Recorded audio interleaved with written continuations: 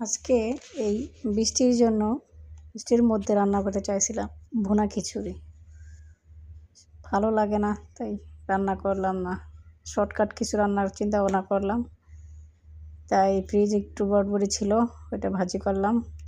আমার গাছে একটা ধুন্দুল ছিল, ওটা কেটে দিয়ে দিছি। দিয়ে একটা টমেটো দিয়ে সুন্দর করে ভাজা ভাজা করে নিলাম, বড়বড়ি ভাজি। তারপরে ছিল ফ্রিজে একটা পেঁপে, ওটা দিয়ে কী রান্না করবো মাথায় চিন্তা ঢুকলো। শুধু ভাজিতে হবে না, তাই ওই পেঁপে দিয়ে অল্প একটু হাড্ডিওয়ালা মাংস দিয়ে, গরুর মাংস দিয়ে রান্না করলাম ঝোল ঝোল করে।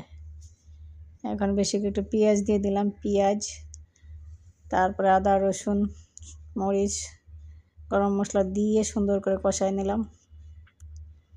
তারপরে যে গরুর গোশটা দিয়ে দিছি, আজকে গরুর গোশের সঙ্গে হাড্ডি আছে, হাড্ডি সহকারে গরুর গোশ রান্না করতেছি। ভাজি হয়ে গেছে, গরুর গোশ কষানো হচ্ছে।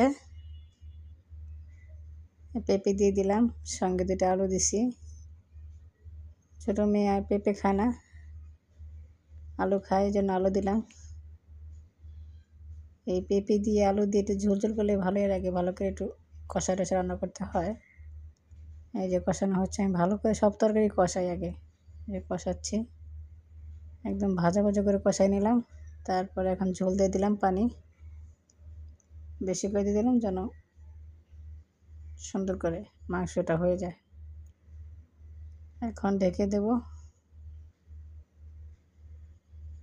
এই যে হয়ে গেছে মাংস, গাঢ় গাঢ় হয়ে গেছে ঝোলটা। খাচ্ছি বড়বড়ি ভাজি, এই গোশ, গরুর গোশ।